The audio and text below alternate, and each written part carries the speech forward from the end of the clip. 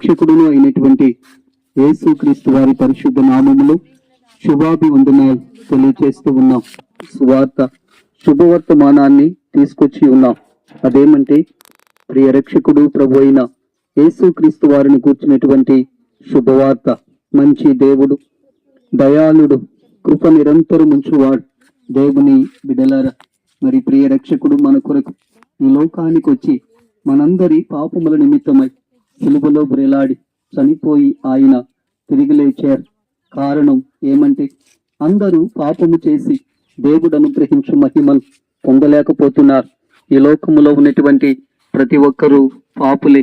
పాపములో పుట్టి పాపములోనే జీవించి మరి పాపములోనే మరణిస్తే రేపు చనిపోయిన తరువాత నిత్య నరకాగ్నికి, పాతాళానికి, అగ్నిగుండానికి పోవలసిన పరిస్థితి.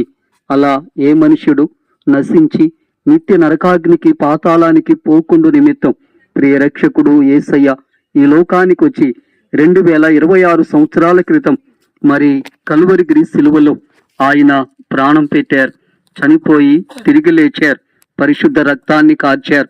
ఎవరైతే ప్రభు అయిన యేసుక్రీస్తు నామమునందు విశ్వాసం ఉంచి ఆయన కార్చినటువంటి పరిశుద్ధ రక్తములో తమ పాపాలు కడుగుకొని తమ జీవితాన్ని, బ్రతుకు మనస్సు మార్చుకుంటారు, వారు రక్షణ పొందిన వారై చనిపోయిన తరువాత నిత్య జీవములో, పరలోక రాజ్యములో ప్రవేశిస్తారు.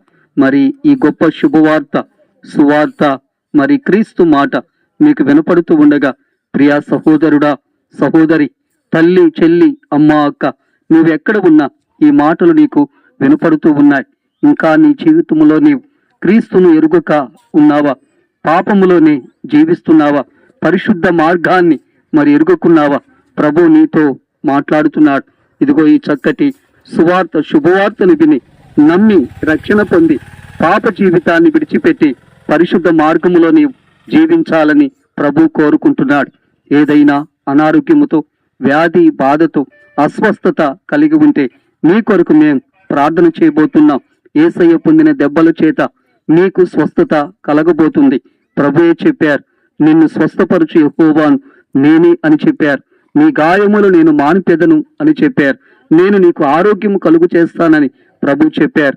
కాబట్టి ఆయన నామాన్ని బట్టి నీవు ప్రార్థన చేయగా నీ కొరకు మేము ప్రార్థన చేస్తూ ఉండగా మీకు ఆరోగ్యం కలుగుతుంది, స్వస్థత కలుగుతుంది.